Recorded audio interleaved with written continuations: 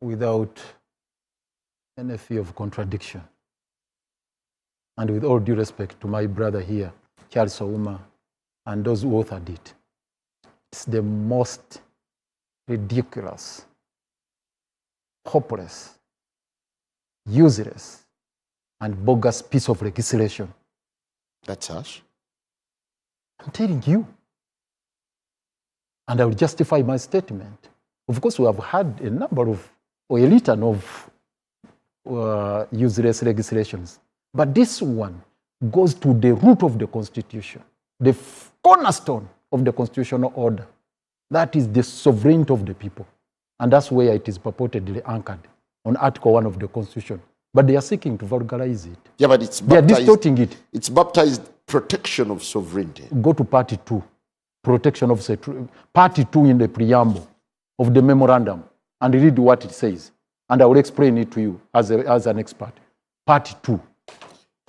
This part provides for protection of the sovereignty of Uganda by prohibiting the involvement of a person in any activity that promotes the interests of a foreigner against the interests of Uganda.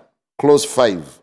Further, the part prohibits any person from performing the functions and services for which government is responsible, specified in the 6th schedule of the Constitution, unless with the approval of Cabinet. You see, you posed a very fundamental question. Whose sovereignty are you protecting? Party 2, they are talking about sovereignty of Uganda, not sovereignty of the people. And this is important. It's critical. Sovereignty of the country. Yet the foundation of the Constitution is sovereignty of the people. Yes, in Objects Clause somewhere they're talking about sovereignty, but it's vulgarized. Maybe this is a drafting error. No. They deliberately made it. They said protection of the sovereignty of Uganda or the interests of Uganda, by the way, which are not defined, as against foreign interests. Even foreign interests are not defined. But the bottom line here is they are talking of protecting the sovereignty of Uganda, which is a negation of Article 1. Sovereignty of this country resides in the people. You cannot talk of sovereignty of Uganda. And when you are talking about sovereignty of Uganda, of the people, you look at all the dynamics across board, not only foreign interests, even domestic dynamics. Day in, day out, the sovereignty of the people is being subverted and abused by local forces here, the Museveni regime here. So you cannot talk about protection of the sovereignty of the people when actually you are having the lenses focusing on foreign interests alone. That's a vulgarization and a distortion of Article 1 of the Constitution. That's where I wanted to start from. But I want to join issue with Honorable Semujju about the spirit of this law. You see, when you look at the spirit, when you want to understand the spirit of a legislation, you don't necessarily look at the clauses per se. Of course, it's one of the areas that will guide you, but you look at the environment surrounding that bill. He posed the question. You ask, why the haste? And also, you look at all the issues, all the processes surrounding this bill. It tells volumes that it's all about stifling all the sources of funding for voices that are critical to the regime. It's not only political opposition. All the forces, all the voices critical of the regime, that is the intention, is to stifle them. Yeah, but when to starve them of funding. Yes. When you read, somewhere it says, yes, the bill seeks to safeguard Uganda's autonomy and stability. I thought that's critical. You see, go back to Article 1. Because the legislation must be anchored on particular provisions of the Constitution. When you talk about protection of Uganda's stability, you have a number of legislations to handle that, to cater for that. They are there. And you don't need even to create a department in the Ministry of Internal Affairs, for security and and stability. There is a department being created there that they are going to register agents of foreign interests. Foreign interests are not defined, by the way. And when you go again to the preamble, they purport to give that list of the activities which are injurious to the interests of Uganda, which are prohibited. And once you indulge in those ones, then you are caught within the ambit of the law. So is the bill lost in ambiguity or spirit? Let me add to the description I gave. I alone gave. Bogus, hopeless, useless, repressive, retrogressive, also vague. It's a vague legislation. In an attempt to disguise their mission, the spirit of the law, they ended up coming up with a legislation, a piece of legislation, which is vague, completely vague. You cannot tell what a foreign interest is. Actually, it's not defined. You have a number of, they are trying to define a foreigner, to include Ugandans residing, domiciled outside the country, to also include foreign companies, foreign corporations, multinational agencies, and whatnot. In the end, they are suggesting that actually all these entities which are international in nature are foreigners, whether in telecommunication, whether in the banking sector, whether they are in the NGO world, as long as you are based elsewhere, and under the company law, you come here and register. Because you are not, they are talking of companies incorporated in foreign jurisdiction. So if you have your company, for example, a bank, I don't want to mention many of them. Indigenous banks are very, very few. Majority are foreign. So if you come and register here, you are not incorporated here, you register here under the Companies Act, you are considered to be a foreign company. Now, whether you're representing foreign interests which are amorphous, are not defined, that's a different matter. But you are considered to be a foreign company. And whoever is working for that company, for that banking institution, must register with the Ministry of Internal Affairs. That department. There's another clause, F. Any person, institution, or body that the minister may, by statutory instrument, declare to be a foreigner. Yes, by statutory instrument, the minister is given those discretionary powers to cast the net wide. They can consider any activity, any entity, any person, anyone, and say, now you are also considered to be a foreigner. Well, Honorable Baryomunsi, you realize the bill has had a lot of opposition. Law society, the bankers, civil society, name it. Wouldn't you find it prudent maybe to do more reflection, hold it for now, shelve it, and do more consultation? And besides, is there an existential threat that warrants such a law? Yes, first of all, a bill by definition is a proposal. It's a proposed law. And what is happening is healthy because government, through the Ministry of Internal Affairs, drafted, was supported by the Solicitor General and Attorney General's chambers, drafted this law. It passed through cabinet. Also, I can say the NRM members who subscribed to the NRM party also discussed it, and then we cleared the ministers, tabled it in the parliament. It was read the first time and sent to a committee.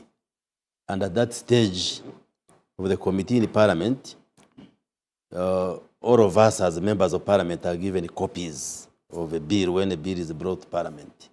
So we are expected to do consultations as MPs because we represent Ugandans. And also the committee, while processing the bill, listens to all those who are affected, or interested in the bill.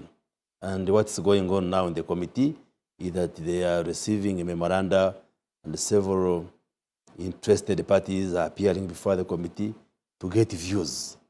So I don't know why you appear like you have sleepless nights, because Ugandans are voicing their concerns about the bill. That is heresy, and that's how legislation happens, so that you get what the rest of Ugandans are saying. And of course, now the committee will process it. Yes, you may have heard voices, but have you carried out a referendum in Uganda to say majority of Ugandans don't want the bill? They are just getting views from bankers, from different categories. And then would you treat the categories in isolation? No. I'm saying the committee now is getting comments from different sections of society. And then they evaluate these comments, and then the committee will make a report to Parliament. The committee, for instance, can say maybe there is overwhelming rejection, and we propose we put off the bill, or they can propose amendments to the bill to accommodate the concerns being raised, or they can leave it the way it is, so it will again find itself on the floor of Parliament. What kind of legislation is this to you, in your opinion? Is it good or bad? Why do you ask a question whose answer you know? I am a member of the cabinet, and this bill has been introduced by government, so it's a government bill. But to add to... No, Honorable Baryomunsi. Yes. Do you find this legislation good or bad, yourself? Oh, best. Good, it's a good bill. Why this bill? We are talking of protection of the sovereignty of Ugandans.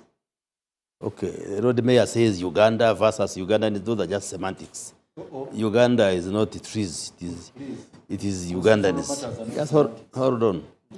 So we are talking about protection of the sovereignty. What is sovereignty? Sovereignty is that power that we should have as Ugandans to govern ourselves, to make decisions for ourselves, to be responsible for whatever happens, and to handle self-determination as a country. Are you as indeed Ugandans. protecting Ugandans? Yes. Or taking away their sovereignty? No, just hold on. Why are you impatient? So, Uganda, like many other countries, is a country which was colonized. If I can take you back to history, like it was, giving us the historical context. We know, in the case of Uganda, close to 70 years, we're under colonial administration. Colonialists went, and then we went into self-rule, self-governance, independence. But we all know that even when these foreigners went, they went unwillingly. One leg went, another leg remained around here in Africa. And when you look at the power architecture, governance architecture in the world, especially here in Africa, you see foreigners still want to influence what happens in Uganda. So really, the first question is there a need to protect the sovereignty of Ugandans? My answer would be yes. Doesn't Uganda get money from foreigners? Just hold on. That's not the issue. So my first question is there a need to safeguard and protect the sovereignty of Ugandans as a people? My answer is yes. The other question is, are the laws which we have adequate to protect the sovereignty? My answer is no. When you read that bill, there is a section where it talks about the defects in the existing legislative framework. There are gaps which are being filled by coming up with this standalone legislation. Well, there may be misgivings about some of the provisions, and that's why I'm saying it's a proposed law which Ugandans and other interested parties can make comments to. Uganda is not the only country that has this kind of legislation. Many countries, some of which the critics admire, look at USA, you look at UK, look at Australia, and many others, have similar laws to protect the interests, the sovereignty of their own citizens. Why now? Why now? Yes. Well, you cannot legislate for everything at once. This constitution of ours was promulgated in 1995. And once we identify provisions which are not yet actuated through domestic legislation, we identify them and then we propose laws. And over the years, since 1995, there are many bills which have been brought to Parliament.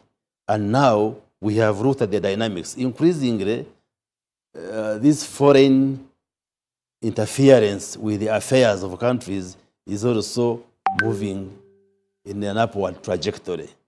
We go into politics, you look at how we manage the economy, how we look at the issues of governance, you see these foreign interests coming into our affairs. So, yes, the bill could have come yesterday, it could have come next year, but it is also harmless for the bill to come now, because the reality is there are these foreign interests which are not in favor of our own interests. Before I bring in Joe, yes, Lord. So, Lord Man. Yes. You see, he's taking us to a wrong direction. Which one? You are saying we are operationalizing Article 1 of the Constitution. Yes. Once you are operationalizing it, please don't restrict it for any threats, for any interests. You get it? The threat to the sovereignty of Ugandans, not Uganda as a country, the threat to the sovereignty of Ugandans is both international and domestic. So is there any provision in that bill which addresses domestic threats to the sovereignty of Ugandans to exercise their power to determine their destiny? Is there any provision, any clause? You are partly right. Sovereignty can be looked at in terms of the intrinsic environment, but also you can have extrinsic or foreign related sovereignty. In this case, we are addressing largely the foreign. The local or the internal sovereignty issues are addressed through other pieces of legislation. Look at this constitution. Article 1 is specific about the sovereignty of Ugandans, not the sovereignty of Uganda as against foreign interests. So, Lord Mayor, do you want to suggest that this bill is offensive to the Constitution? It's unconstitutional. Actually, this is why I'm saying it is bastardizing, it is vulgarizing the provisions of Article 1. The Constitutional Court is a few meters from here. You can go and challenge it from the Constitutional Court. Wow. So you're just giving an opinion.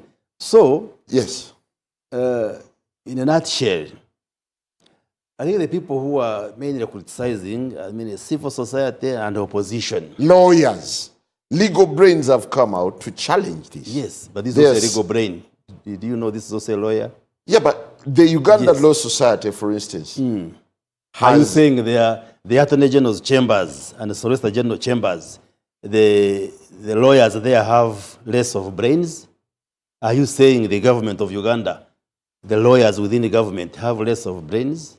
No. We are saying there is a point government is making that we must protect the sovereignty. There could be differing opinions on the provisions, the way they have been drafted, and they could be improved. So the government is threatened? No, Ugandans are threatened by foreigners wanting to promote activities and behaviors which are against the interests of Ugandans. And that's why, unless we are saying we go back to colonialism, we leave the affairs of Ugandans to foreigners to be in charge. That's what we are saying. And by the way, we are not saying we shall not receive money from outside. We are only saying government will now put on spectacles to look at the money which comes from outside. That's what we are saying.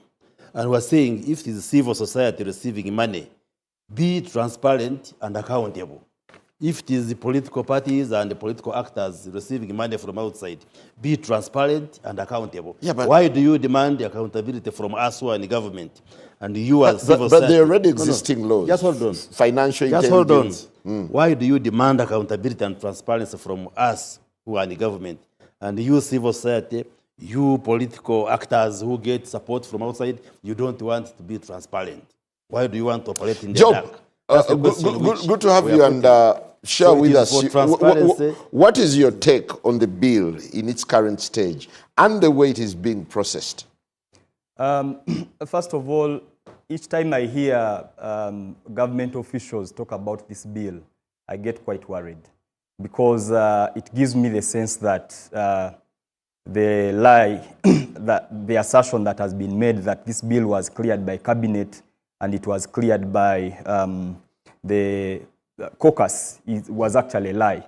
Because every time I hear ministers talk about this bill, it is clear that they don't understand the contents of this bill and even the spirit behind it.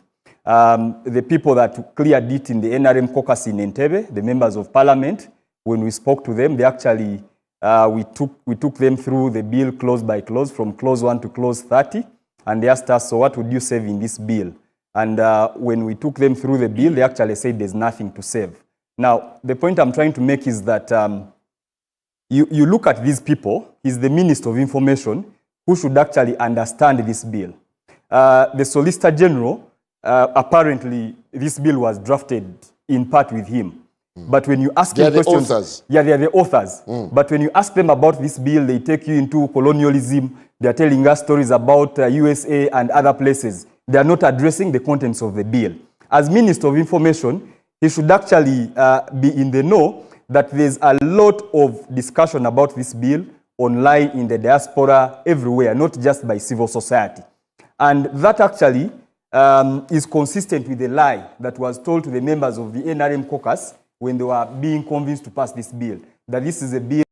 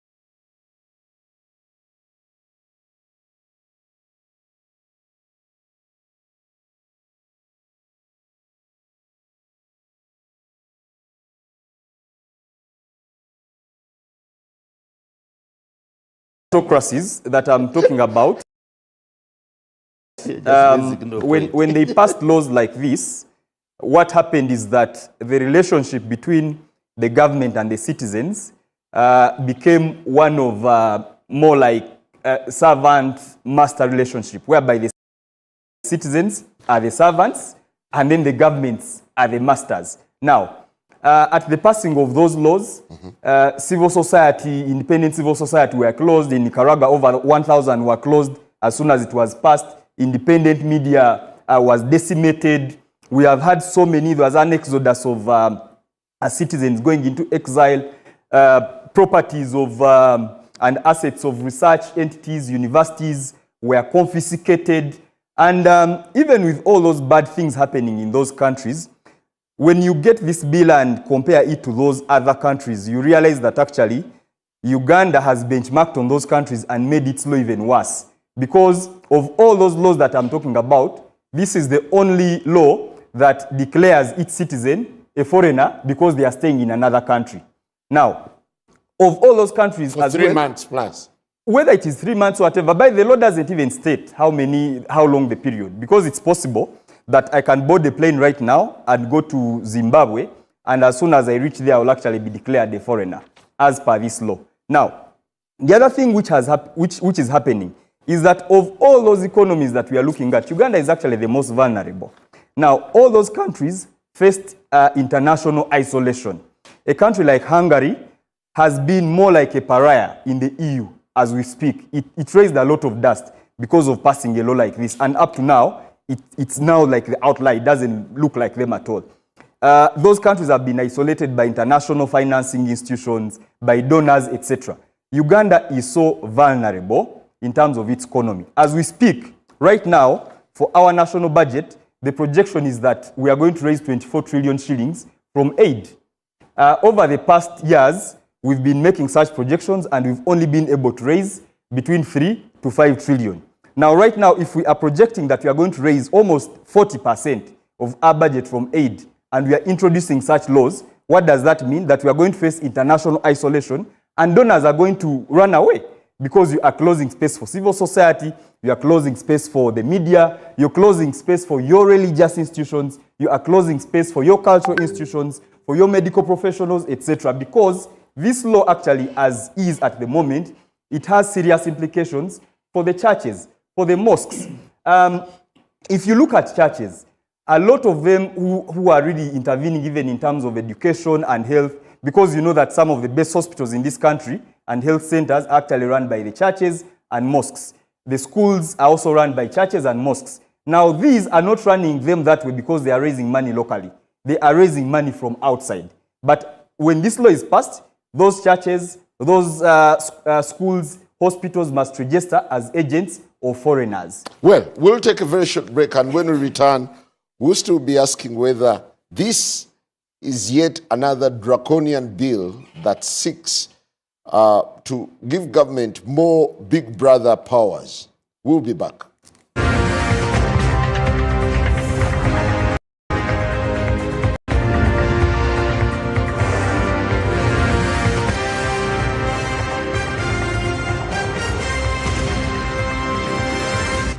Frontline.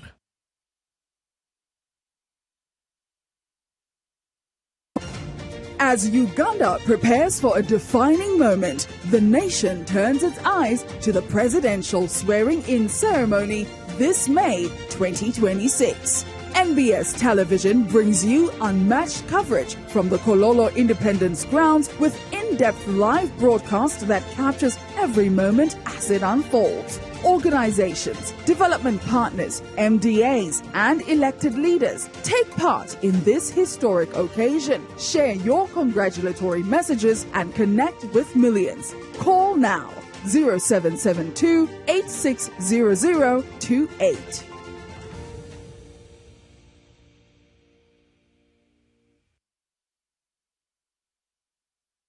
The National Mosquito Net Distribution Campaign is back. No one should die of malaria in this era. It is your responsibility to chase malaria from your home. The good news is that the government of Uganda has once again started distribution of mosquito nets under the 5th Universal Coverage Campaign, also known as the Under the Net campaign. Under this exercise, 1 mosquito net will be distributed per 2 people in every household. A village health team member, a community health extension worker, also known as a CHU, and the LC1 chairperson will move house to house to register members of the household in preparation for receiving their mosquito nets.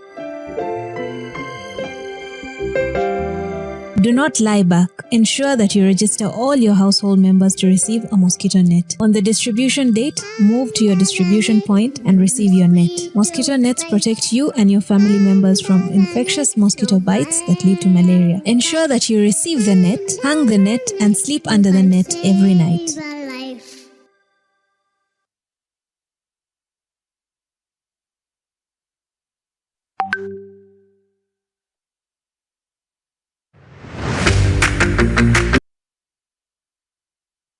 When you don't use Momo, you are forced to quarrel. Mama kabalance? Nkuwaire 15 Mama, nkuwaire 15.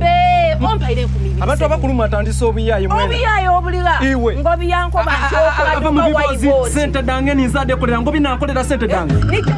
Save yourself from quarreling. Use the Momo app or dial *165*3# to pay and enjoy zero charges below 5K. That's the power of Momo.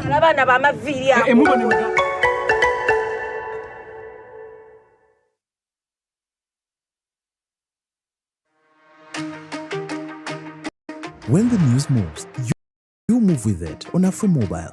Get real-time updates and the moment they unfold. Choose from over 80 live TV and radio channels and follow current affairs your way on the platforms you rely on the road, in the office, in the middle of your work, or out and about. AfroMobile keeps the story going with you. Download AfroMobile today and stay connected to every update as it happens. There are many ways you can practice self-love or care. There's options. For me, it's I could read a book that's self-motivating and get me back on my square if I am not on my square, if I'm down. Meet up with friends that I know. Once I meet up with this person, I'm going to be so happy because they have this great energy. And surround yourself with really good energy. And then you will take a walk or go to a spa, get a massage.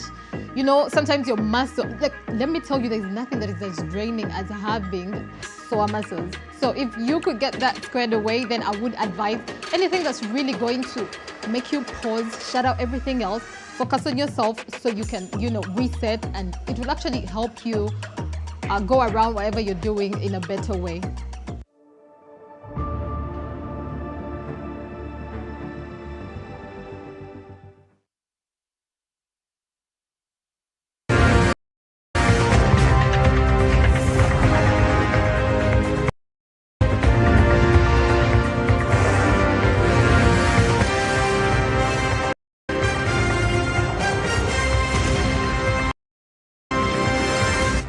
Frontline.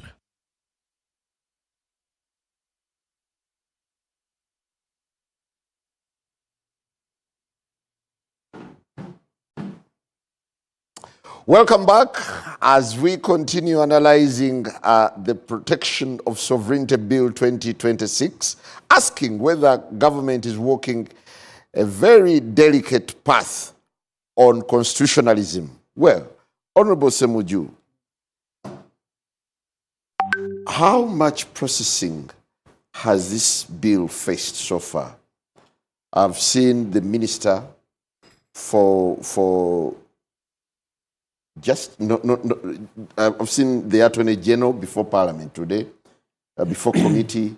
Does this give you an impression that yes, the antis and the pros have had enough time to process this bill? The NRM MPs were summoned that day. They presented to them just figures, total figures of a revised budget. Those who attended the meeting told me they were surprised because usually the chief whip will be the one asking those who support and those who don't. But this time it was Mr. Museveni himself. Those in favor say to the contrary, no. Then they finished the budget.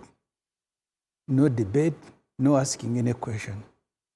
Then he called David Muhoozi, General, to present a statement on this law. They hadn't seen it because they have just been issued with the copies. After that, he asked them whether they will support, and they said they will support. Then they left. That was the caucus consultation. There was no consultation. It was David Muhoozi telling them what is in the law, and then they asked, will you support? Yes, I will support. But they left grumbling. I have met NRM MPs themselves because, you see, this law is not only targeting political opposition and civil society. I've seen the religious leaders, the entire religious council. But it's also targeting the citizens. And these MPs represent these citizens. You have, the last time I visited the Ministry of Gender, on record, Ministry of Gender told me they have registered 170,000 Ugandans who work in Saudi Arabia. On record, those who are registered. Others are not because they are not taken by registered companies. All those ones are in danger now because they are classified as foreigners and they will need to register. Maybe even their parents will need to go to Ministry of Internal Affairs and register because they are receiving money from foreigners. And the parents will become agents of foreigners. I thought there is a threshold to how much. See, so Chris can tell me, I have read. There is no this copy I read even today in preparation for this program. I didn't For see the... What would warrant you to register as... No. You must register. You must register as... Let me read for you the provision here about an agent of a foreigner who is required to register. An agent of a foreigner means a person who acts as an agent, representative, employee, or servant, or any person who acts in any other capacity at the order, request, or under the direction or control of a foreigner or of a person, any of whose activities are directly or indirectly supervised, directed, controlled, financed, or subsidized by a foreigner. That's how wide it is. So they, I don't know why they didn't even limit it. They should have said opposition and civil society, because that's the target. And then you don't have to bring everybody under the law, because your intention is not to immediately target them. So the people you are targeting, by targeting them, others will also become victims of your own civil society and political parties. So the consultations, I've told you the NRM was just a ceremony, no consultation. And the clerk to parliament, the committees of parliament, put a notice in the newspapers inviting people, stakeholders, to make their contributions. Right now we are dealing with the appropriation, tax laws, the budget itself. We are busy, but you're also ending the term of office. The mind and the concentration is not there. You need to visit Parliament. Today, I was in Munyonyo when you are processing the budget, and the last of the 8 tax bills, the income tax was being processed by not more than 30 MPs. This is the wrong time, even at Parliament, to bring a law as controversial as this one and ask MPs to process it. Those of us who have lost the election, the mind is not there. The ones who have won are also, their mind is somewhere else. And you bring a law, there are no members in the committee, there are no members in Parliament, and then quickly, because you see, I saw it in Kenya. You remember when Ruto wanted to chase his vice president? These processes that are statutorily stipulated in the law, they can organize them very quickly, and then they say everybody was consulted. When we are processing tax bills, we receive the views from UMA, from Kasita, from everybody. But not a single line was considered when the NRM MPs were making a report. So inviting views doesn't necessarily mean that they are waiting for those views. It's to answer questions like yours. Did you consult? Yes, everybody came here. It's not that they are listening to them, if you've been living here. By Adolf Mwesige issuing a statement in the media, they are just answering questions like you're asking, that people are asking, did you consult? But not that they are asking for expertise views to improve the bill. The bill, if they will pass it, they will pass it the way Museveni wants it. How much reflection has the alternative, the opposition, made on this particular bill? We, unlike the civil society, and for us, we are there in Parliament. Most likely this bill will come next week. We will debate it. So we can give views, and the parties have. I know PFF, to which I belong, has already given its views. But in the Parliament itself, you need to ask yourself where those views are going to be received and respected. Because chances are high, and I can assure you that these NRM, sometimes even the reports of committees are written by people from outside, like Oma here, because they have the knowledge. So they write for them, they come to read. So the consultation going on now is not a consultation to improve the bill or to listen to the citizens. We have technical staff in Parliament. We have a legal and legislative department with lawyers. Are you saying Parliament runs to get reports from outside? Of course. Chris, I'm talking about something, you know. I have been in Parliament longer than you. So it does not matter. It matters. Maybe the time you were... You will not deceive the public. Maybe before you became an MP, that's what you... I mean, a minister, that's what I am talking about now. That reports sometimes are written by outsiders and MPs just carry them to the floor. That I know for a fact.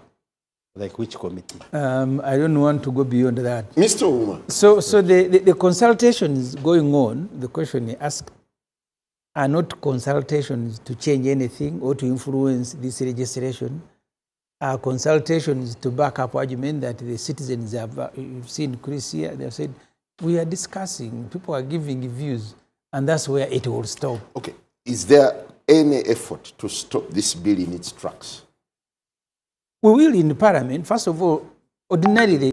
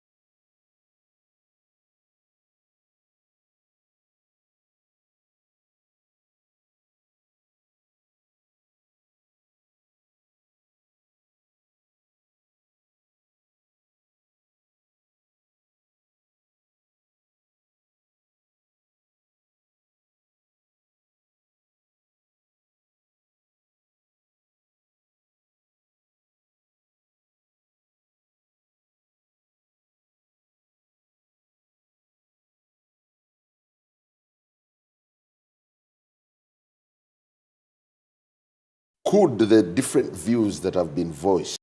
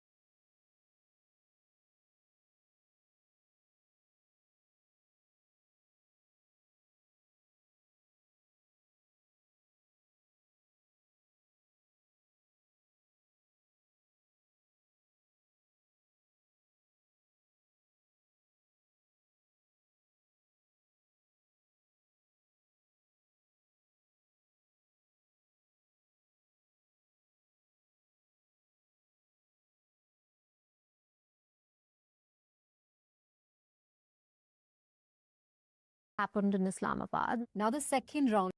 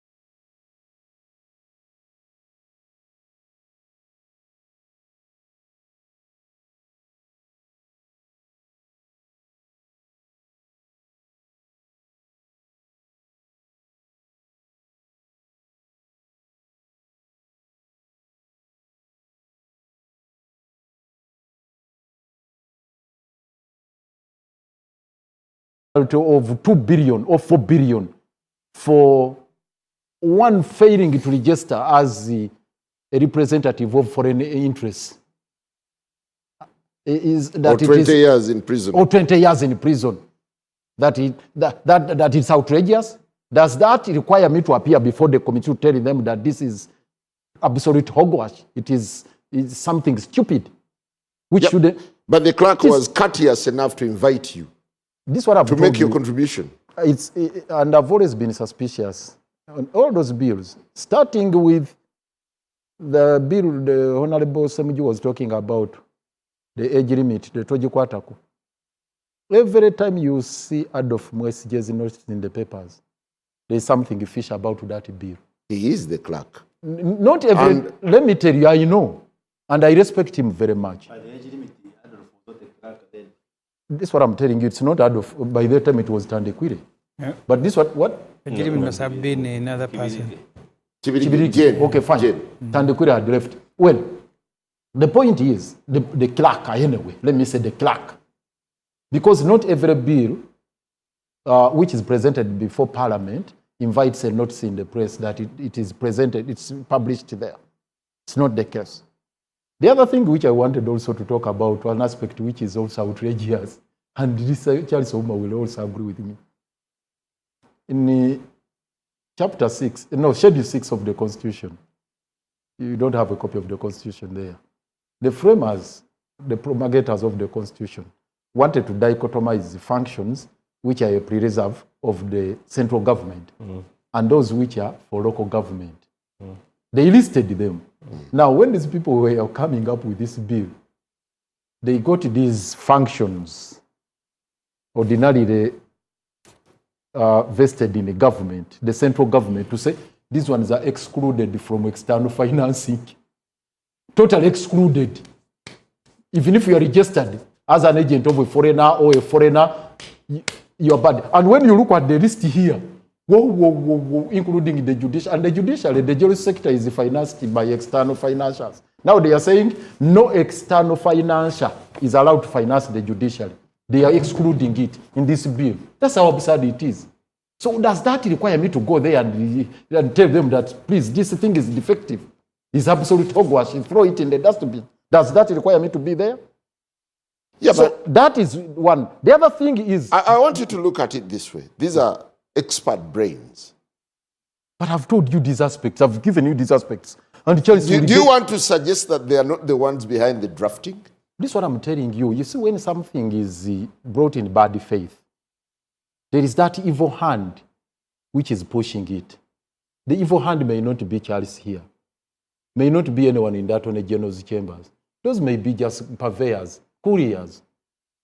They are just directed, please, come up with something to this effect, press it before Parliament, and when you go to Parliament, don't waste time. Because the committee is always given 45 days in the rules. But what is going to happen, I can assure you, as day follows night, this bill, Parliament is going to be prorogued or dissolved. I think by 12, government has to be dissolved. You, ourselves, we have to dissolve by 12. So before Parliament is dissolved, they are going to pass this bill. I'm assuring you. Thank you. Yes. Yeah, the point the Lord Mayor has raised may need to be put in context. The provision with regard to the sixth schedule in the Constitution is not in absolute terms. It provides for an exception with the approval of government. So that doesn't mean that no entity or even a foreign agent should participate in matters that have been listed in the sixth schedule. You can participate if you are registered, but also with the approval of government. Let me add one little thing here about the absurdities we are talking about. Earlier on, I read to you this provision which defines a foreign agent. No, not a foreign agent. An agent of a foreigner. And you heard how wide it is, including sweepers in these companies owned by foreigners. Just look at this situation where you get a petrol station. For example, most of these petrol stations are foreign owned. They are alien. They are not domestically owned here. They just register here as foreign companies under the Companies Act. Just imagine the people who work there, these pump attendants, or a sweeper in a bank, which is owned by South Africans or owned by Asians, or these Chinese companies that are operating here, and they have locals who are employed there. Simply because you are supervised, you are directed, you are controlled by that foreign company, you are construed as an agent of a foreigner, and of necessity you must register with the Kahindo Tafiri. Isn't that an absurdity? The trouble with the government, when they are closing DGF, which was a democracy governing facility, because I don't even think Museveni had been properly briefed that these people are funding parliament, judiciary, etc.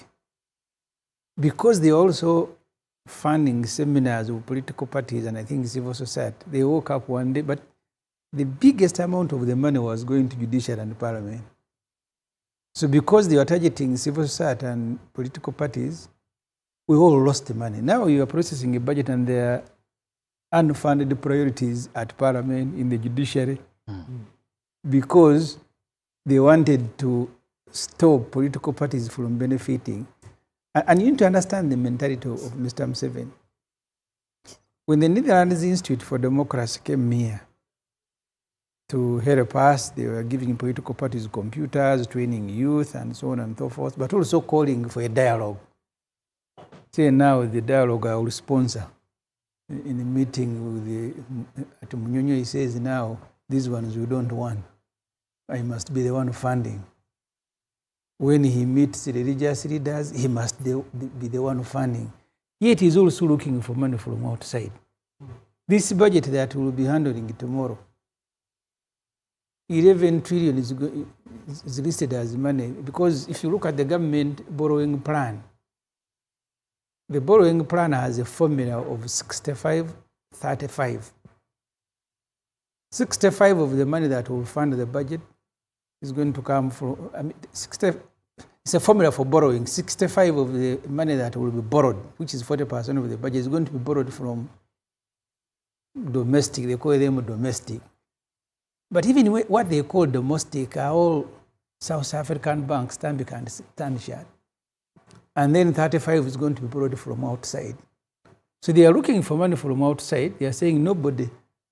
I'm asking them in my report whether these are not agents of foreign interest that have written in their plan to fund a budget that 40% of the budget will borrow. And part of the 11 trillion will borrow from outside sources. They even list them, all the lending institutions. So as soon as the budget is passed, they will be on the next flight going to look for money from outside. We should be waiting for these fellows at Entebbe to arrest them. This is actually the real agents of foreign interest. Well, Honorable Chris, when you're having a discussion in cabinet over this bill, yes, did you ever anticipate or envisage the outrage it would cause? And now that you've tested the waters, don't you think you need to reflect again? We actually first discussed in the cabinet and raised a number of issues. We sent it back to the minister, and the minister responded to the issues raised and then improved the bill. So we had a very robust. So this is refined? Yes, from cabinet. You see, this, just hold on. Just hold on. You see, this attitude that because you have an opinion over the bill or provisions, therefore you are right, you think it's unconstitutional, therefore for us who drafted it, fake, or we don't know what to do. That arrogance also should stop. Yeah, but look at the sections of society that have come out. No problem. Religious leaders. I said it is heresy. Bankers. Absolutely. Lawyers. Diaspora. Just is guiding them. All of them should stop the arrogance. No. I'm saying the arrogance of the lawyers here, simply because you are a lawyer and you have formed an opinion, you think for us, we don't know anything. All of us have been to school. This law is written in simple English. Because they are saying, you minister, you don't understand what you are presenting. I do understand. You may have an opinion, respect mine also. If you think it's unconstitutional, go to the court which interprets the laws. Just hold on. When you talk of Peter's Pan, whatever, I respect you. He wasn't arrogant. So, he wasn't arrogant. That was not arrogance. We have had bills which have been contentious. I can name one. The constitutional amendment on age limit. Some Ugandans were arguing as if Parliament passes it, then the heavens will fall down and the sun will change and will rise from the west and set in the east. We passed it, there is no mercy.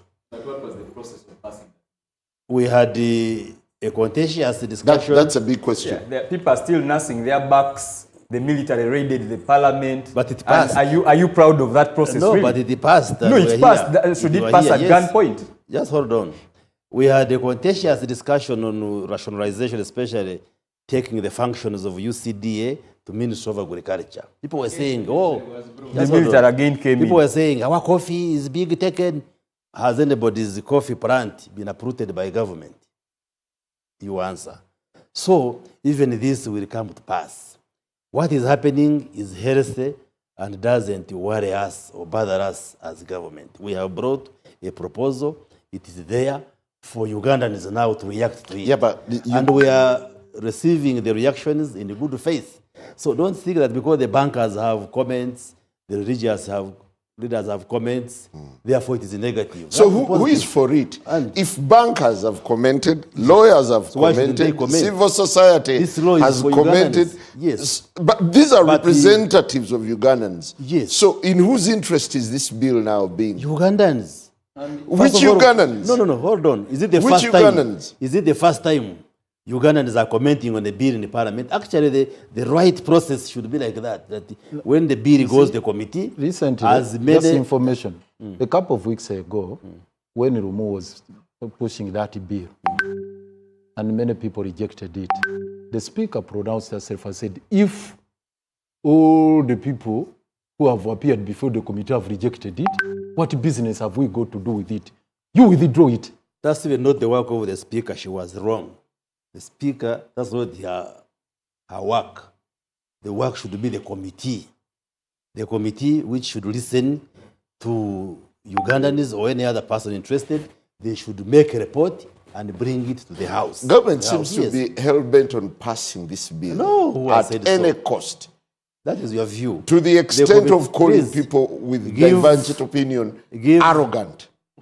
No.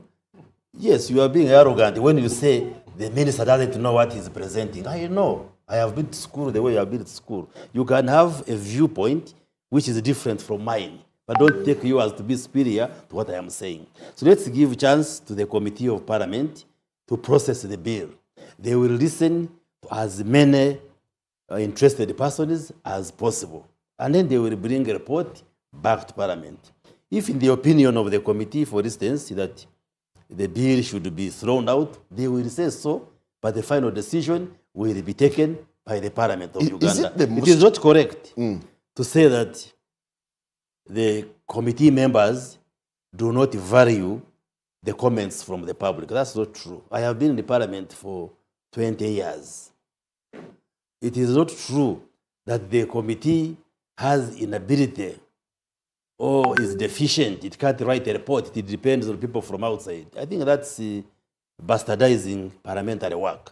We have technocrats in Parliament. We have a Department of Research, a Department of Legal and Legislative Services. We have economists. We have all specializations in Parliament. And those technical people support members of Parliament in the process. You attended caucus where Honorable David Muhoozi addressed the NRM MPs. Did you have time to debate this? Well, the or members, you just consumed the members it also? who claim they know what happened in the caucus are saying there was no consultation. Why didn't we invite one of the NRM members of Parliament to come here and denounce the consultation which took place? You claim you held the meeting of the caucus members where? Just this is to hoodwink the public. So, the process of Ugandans giving their views, even non-Ugandans can go to the committee, giving their views is heresy, and that's part of the parliamentary process. If, for instance, the bill is amended to the tune of over 30% of the bill being changed, the practice in the parliament is that we shall send it back to the minister. So this time it's going to be 70%. No, This is what we were told. no. You see, first of all, the members of the committee are not duty-bound that whatever you present must be included. They will evaluate the comments from the public and then look at them and then improve the bill. And then the bill, they make a report. Honorable, as we take a very short break, Job will come So after the for break. you, Honorable, thinking that- what does it mean when Ugandans are very suspicious of any kind of bill that government presents? Well, then it becomes our duty as the authors of the bill to explain to Ugandans. Maybe the weakness on the side of government. Or you're just shady that Ugandans are. The weakness which I must concede to on the side of government that maybe we have not explained enough. The civil society and the opposition have taken the front page in terms of bastardizing this bill and therefore misleading many of the Ugandans. Why? Because they receive funding from outside. Actually, the person who would be worried is somebody maybe who has been getting evil money from outside. Otherwise, if I have been getting money, say to build the health centers, to build the schools, why would I be worried? If I am getting money for the right intentions. Because the bill is saying a foreigner who is doing something against the interests of Ugandans. No. That's what, yes. No. No, don't say no. That's, you read it. And what we are saying, if you think there is any formulation which is wrong or incorrect, improve it. It is not correct for road mayor to just say, for you to register, it doesn't need to be evil money. No. And there is nothing wrong with registering.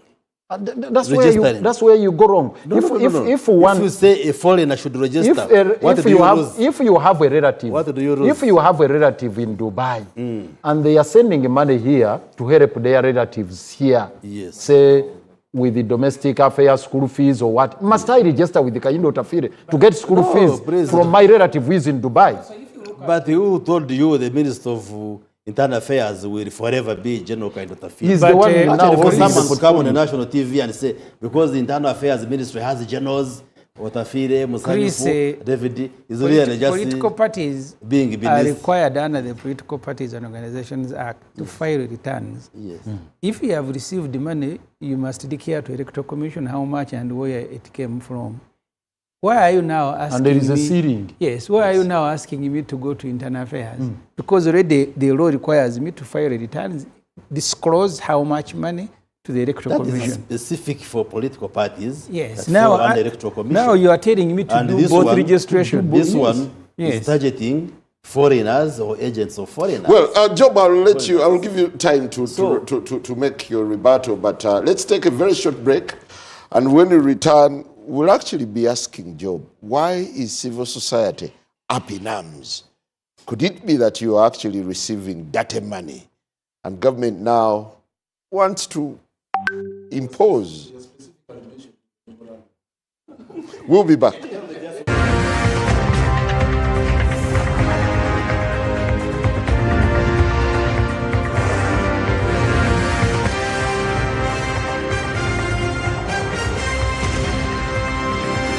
NBS Frontline.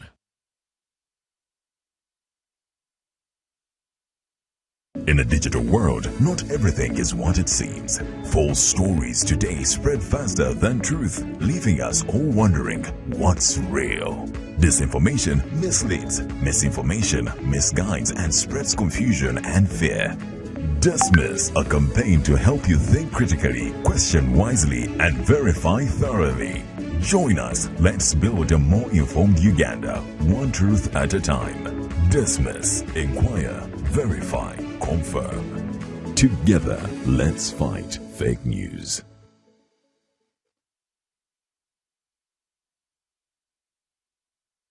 Hey travelers, are you a family gearing up for that big vacation, a hustler working abroad coming home, or your squad chasing sunsets and passport stamps? It's time you lock in. Say goodbye to long airport queues, shocking roaming bills, and the stress of hunting for local SIM cards, because now you can travel like a local. Stay connected in over 180 countries. Just scan, tap, and boom! Instant data the moment you reach your destination.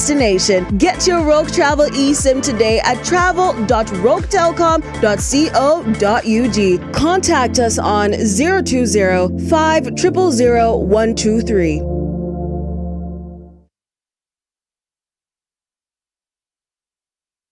Across Uganda, the parish development model is paving the way for prosperity, helping families transform their lives through strategic farming practices, like the 4-acre model. In our Chibaro of 1996, we said first acre, put coffee. Second acre, fruits. The third acre, you put pasture for dairy cows. The fourth acre for food, cassava. The good thing is that now cassava is also becoming a very good cash product, but at least for food. Then, mind you, the backyard. You put poultry for eggs, you put piggery. I'm in a 1 acre plot of land. In this 1 acre, Your Excellency, I practice this banana plantation. I also practice coffee. I also have dairy, Your Excellency. Every month, Your Excellency, I get 500,000 from these bunches. The 7 activities we recommended, they have a big global demand. We have 10,000 Nile tilapia fish and 10,000 African catfish. And when we sell our 10,000 tilapia, we get in one harvest 20 million shillings. Fruits, especially capsule, which is cold, can do very high value crops like apples. And then finally, those who are near the wetlands, like the ones in the Bukit who are wasting the wetlands, they should do fish farming, not in the center of the swamp, but at the edge of the swamp. From coffee farms to fish ponds, the 4-acre model is empowering Ugandans to transform their lives. The parish development model is your pathway to wealth creation. This message is brought to you by the Ministry of ICT and National Guidance. Was there something like missing marks? Missing marks? Yes. Missing marks? Yes. It was not because you failed, actually, the Lord tells me. And that's the devil, eh? Even this lecturer didn't know what he was doing. Today, as I lay hands upon you, yes, Father, your miracle is being fulfilled. Eh? Now, everyone who has been going through this, amen, it's to you, eh? Watch The Power of Prophecy with Prophet Elvis Mbonye this Saturday, 6:30 p.m. on NBS TV, Uganda.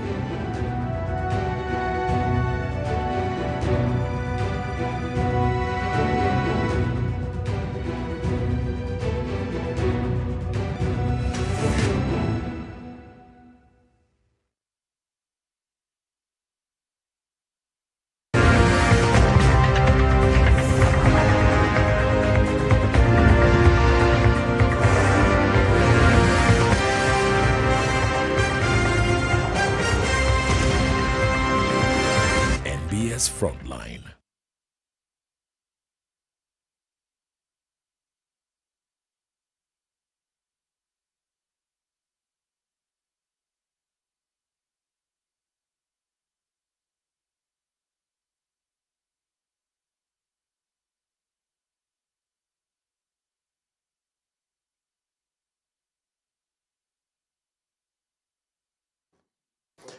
Welcome back. It's still the Frontline as we discuss the Sovereignty Bill Protection of Sovereignty Bill 2026 and what it really means to the country.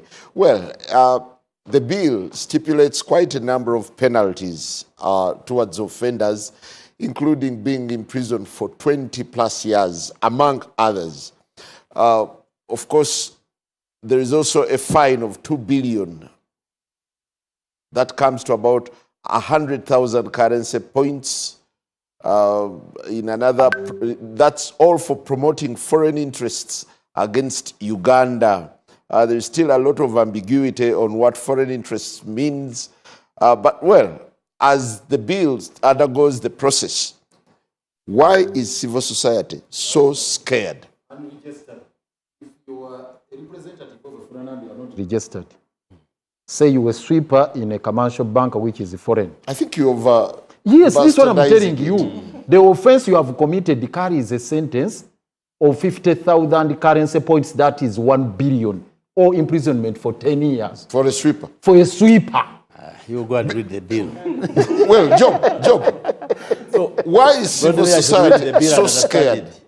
You are a bit mentioned here. I see civil society being mentioned here and there in this bill. Actually, civil society should worry because civil society represents citizens. So it is scared on behalf of citizens. It's not even scared because behind civil society are individuals. There are individuals that are employed in organizations. there are individuals that are surviving off those employees of those organizations, but there are also beneficiaries from civil society services. Because the world over, civil society or even NGOs, if I am to say, exist to fill up gaps that are left by inefficiencies of government. And I think there are so many inefficiencies of this government that civil society has been actually trying to fill up. If you look at health service provision, 65% of health services in this country are provided by private actors, including NGOs, civil society, churches, etc. If you move across the country, you realize that civil society are chipping in terms of providing water, in terms of providing education services. When you go to the prisons, they are telling you of how congested they are. But civil society organizations have been going to these prisons and training prisoners to self-represent, such that even when they cannot afford lawyers, they can go to court, represent themselves, and they are able to get out of the courts, because you know prisons are filled up. The people that are returning from Luzira, Kitalia, etc., the Lord Mayor is here, he has been going there several times. He can tell you that people are now sleeping on each other, not even on double deckers or triple deckers, but they tell you that there are 4 people sleeping like sardines in a prison cell. So there are so many civil society organizations that have been trying to intervene in that case. So the question as to why civil society is scared, first of all, this is not the first time that civil society has been more or less a punching bag for this government. You know, we have the NGO law.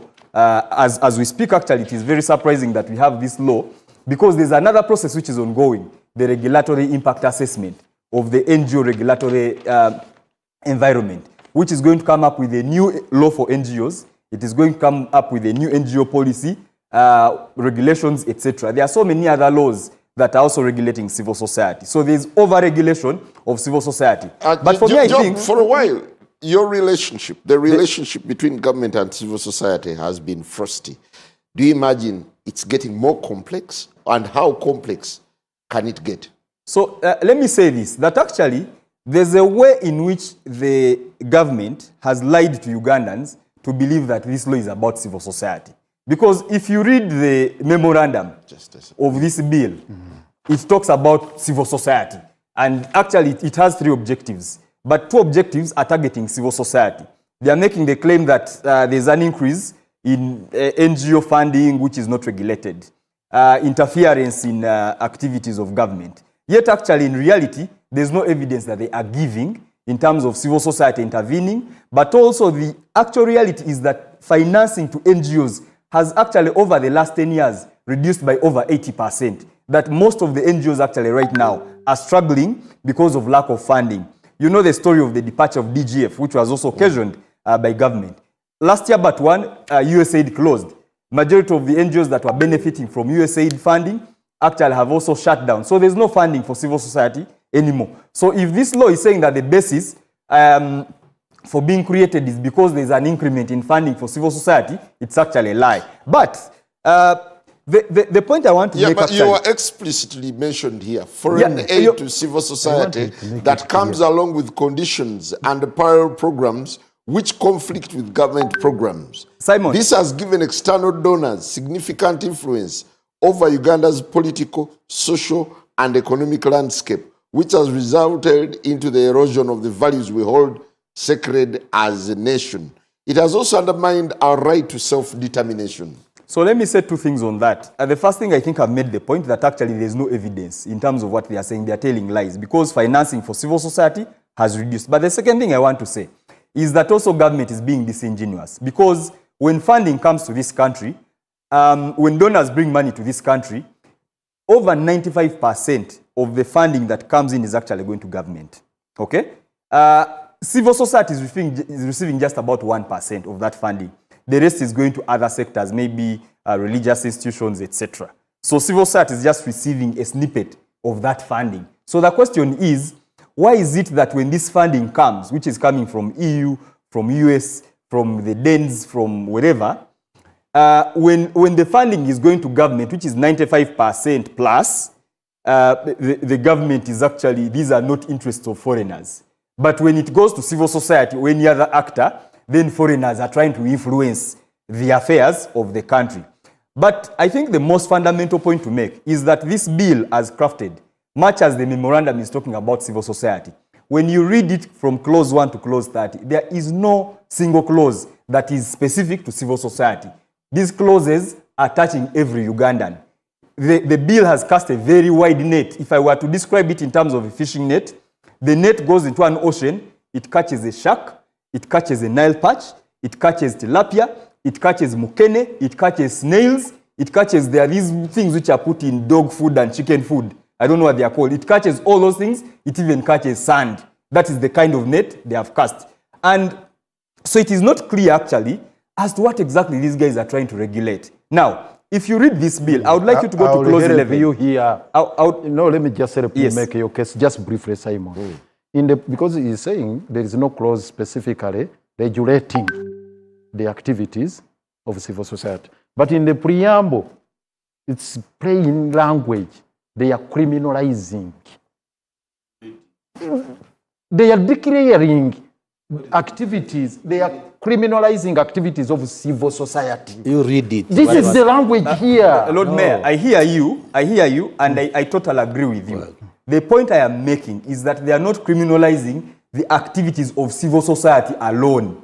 They are criminalizing the activity of everybody. Actually, this law is an attack on Ugandans. It is not an attack on civil society. It is not an attack on political parties.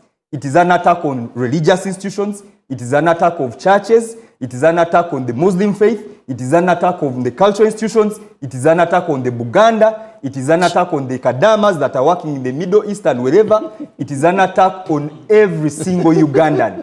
Because first of all, you have left out lawyers. So it is an attack on lawyers who represent clients, international clients. It is an attack on accountants. Actually, this law is an attack on government because the biggest loser by this law is government. Why do I say so? Yeah, but the underlining statement is safeguarding Uganda's interests. So actually, by this law, government is legislating itself, first of all, into international isolation. But also, it is legislating itself into loss of revenue. Why do I say that? I'm saying that because when donors look at such an environment, okay, already we are struggling with even so many other laws. We've been blacklisted. I think the World Bank had just come back. They had stopped giving us loans and grants. I think they've just come back. I don't know that they have actually given us any grant as yet. That's why. Because of your bad laws. Because of because of your inconsiderate legislation. Let me help you. He's asking that question.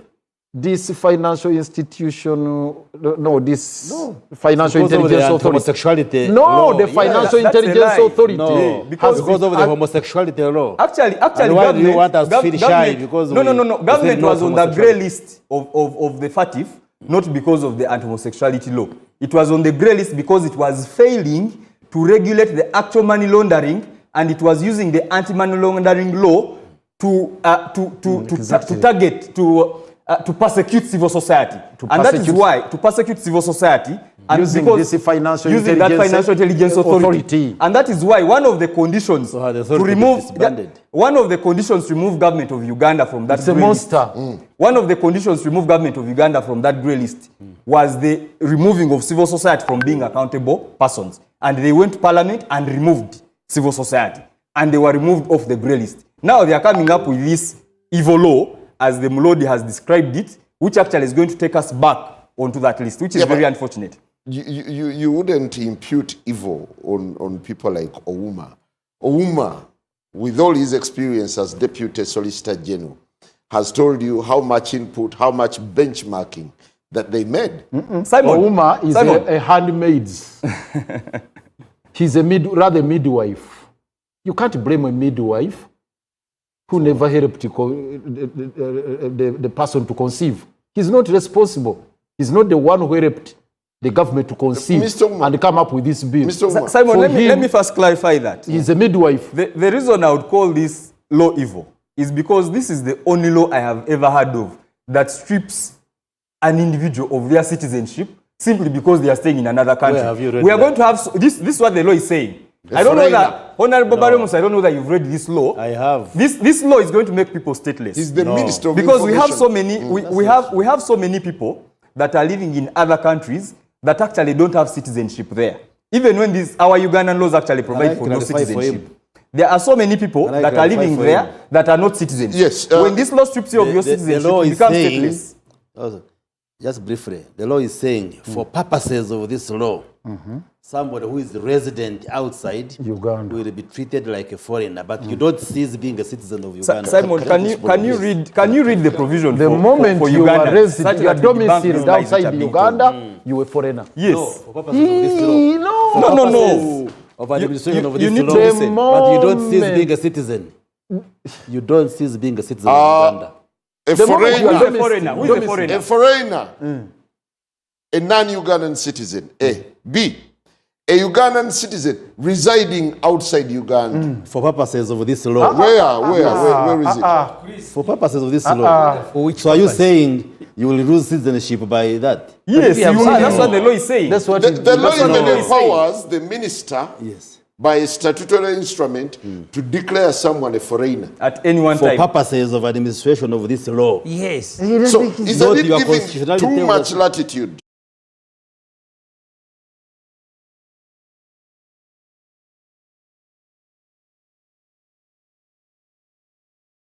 Until you come back here, you remain a foreigner. No. That's what it says. A foreigner for purposes of this law. Not because, not. Yeah, so what other thing can you do as a citizen? Even if it is for purposes of the law. There must not be any excuse for you to strip me of my citizenship. Even who has stripped you of citizenship? Nobody. Are you saying you become a Canadian? You mean when you are in Canada, because of that provision, you will become a Canadian? But you are saying, no. I mean, you can stop me. No. You are misinterpreting. I know you know the truth, but you are just for the sake of argument. Honorable Semujju, ordinarily this would come off as another Tojikwata or controversial coffee bill. But there seems to be a bit of lukewarmness from the opposition. I don't know which opposition you're talking about. In Parliament, for instance. I have told you this is a transition period. But also the law found us doing budget taxation bills. They are also controversial.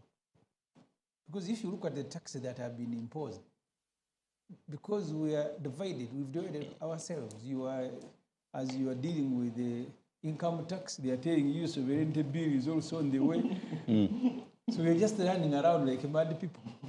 I don't know whether this was the intention. But can you put up a front against it? Or you already resigned to the fact that it will pass at any cost? We certainly do our bid because we are at the front line. So this law is going to be processed in the Parliament. And it is us who are there. I hope they can push it to the next Parliament. But the speed at which they are processing it, I've even been told that they want to hold meetings tomorrow. Yet tomorrow we'll be dealing with the budget. Maybe even they will be sitting on weekends. So the speed at which they are moving in, I don't know whether by mid next week there will not be a... But Simon, why are you imposing that too much burden on the MPs when actually the individuals... Because the MPs... Wait a minute. Legislation. Wait, the victims of this law are everywhere. I'm glad actually they are targeting bankers. They have always been in deep slumber. They are targeting lawyers, my colleagues. They are targeting all these elites. It's high time they came out. They came out and asserted themselves. Actually, if you may allow it, and they are doing so through the committee. The likely victims, first victims of this law are the people who are going to pass it, members of parliament, who are exiting. Why do I say that? I say that because a number of them are professionals. They are accountants, they are lawyers, they are representing international clients. These people are going to have to register as foreign agents. Number two, those that are still, they have to register. Number two, those that are continuing even in the 12th parliament. When these civil society organizations, let's use civil society and even churches and mosques, when they are muzzled and they exit, the burden of delivering these services that have been delivered by these churches, mosques, and civil society is now going to be on the members of parliament. Their voters, their constituents, are now going to be demanding the services that were delivered by these civil society organizations and other actors from the members of parliament. Well, you'll allow me to borrow a few minutes as we cross to Afro Mobile. Mr. Uma,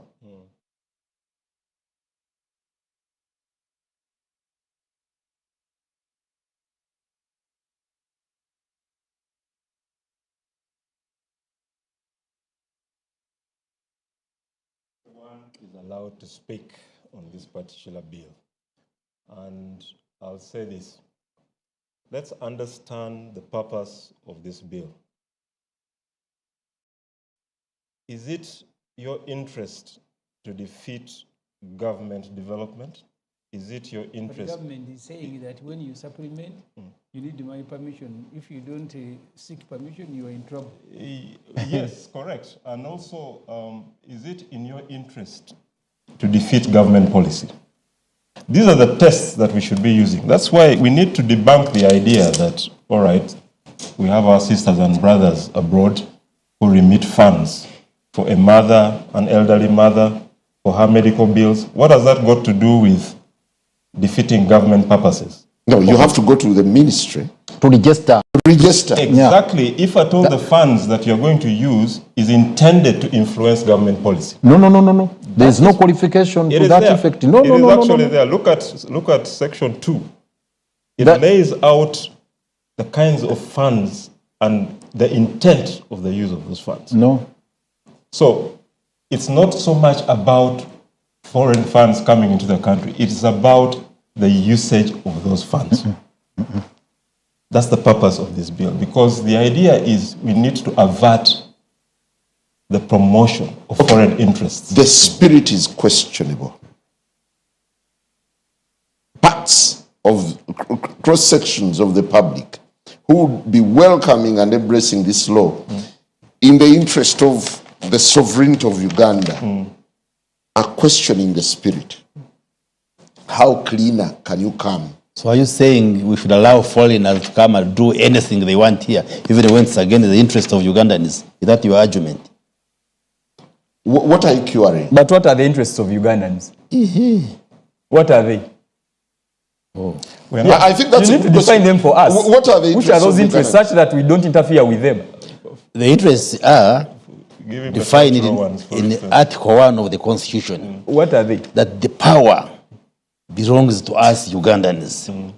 And we should enjoy that sovereignty, meaning if we are to make policies, if we are to make legislations, if we are to develop programs, if we are to determine our destiny, it should be done by us Ugandans. So this bill is saying there are foreigners out there who may want to determine the destiny of Uganda. And we're saying no. We are an independent country, we are a sovereign country, we took to self-rule. We must be able to determine our future ourselves. If we are, for instance, we want to have elections to elect who should lead us, it should be us Ugandans to say, be our president, be our MP, be our chairman, be our road mayor, not some Muzungu in America or in Europe to determine who should be our mayor. The same Muzungu you ran to are the ones who are now becoming a threat. What an irony. We run, if you call it running too, we can borrow, we can get grants, we can do what. We are not stopping that. We are only saying money which comes from outside, the state needs to know what is this money coming to do. If it is for the right cause, like you are sending money to build a house for your grandmother, no problem. Aren't you being over-intrusive? No. Whoever receives money, government should be asking what the purpose is. I would like you to correct that misrepresentation. So the issue is about this money is coming to do what? I want to correct that. No, I am telling you are the author of the bill if you have not understood it. Here. Yes. Let me read it. You may read and fail to understand. And I'm now telling you, as the author of the bill, is here. What the intention is. Application of this law. Yes. This act applies to any person who acts as an agent of a foreigner. That is sub-clause 1. Yes. 2, for the avoidance of doubt, this act applies to an agent of a foreigner who engages in any of the following activities through any means, including the use of digital platforms. Yes. A, engages in political activities in Uganda for or in the interest of a foreigner. B, this is what is relevant when it comes to money. Yes. Solicits, collects, disburses, or dispenses contributions, loans, money, or other things of value for or in the interest of a foreigner. Yes. And remember, if a foreigner, a Ugandan living outside Uganda is a foreigner. So if that Ugandan who is domiciled in Dubai sends money to build a house here It's okay. And I receive it here. I'm acting on behalf of and that. for the interest of this foreigner. So, and of necessity, I must register. What is wrong with registering? That's where now the problem comes in. What is wrong with registering? Okay, gentlemen, as we get out of Why here, do they ask you as we get out to of here, register before you practice So I just want to bank that line. No. Councilwoman, yes, please. Is is the ambiguity in this law deliberate? First of all, we don't consider there to be ambiguity. Maybe what may be obtaining currently is the absence of 100% clarity.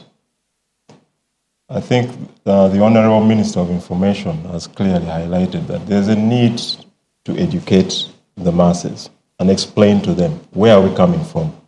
Where are we? Where do we intend to go? If at all there is any ambiguity, which I have stated I don't think exists, there is a forum where this can be addressed. Like I stated again, this is a process. Let's allow for this process. Who is an agent of a foreigner? It's defined. Would you like me to read it? Yes, yes. Okay. Who is an agent of a foreigner? As is getting the law, let me say this, Simon. On the question of ambiguity, Ouma here knows. Now I'm not talking about Peter Pan syndrome. There is this notion, principle, which should always be at the back of their mind as they are drafting the law. Nura Owen Kurimen Sinirege. Nura Owen Kurimen Sinirege. If you are making a penal law, it must be very, very clear and certain. Clarity is important, is critical. You don't leave any room for ambiguity or misconstruction. So it's an obligation on the draftsman not to throw it to Parliament and say, if there is any vagueness or ambiguity, explain. That will be addressed by Parliament. Or the courts of law, like this man said, Honorable Minister, you go to court. Gentlemen, what a pleasure hosting you tonight. Joe, thank you very much for joining us. Lord Erias, Lukwago, thank you. Honorable Baryomunsi, Councilwoman, and Honorable Semujju. That's all we had for you tonight. Let the discussion continue on our socials. Have a lovely night.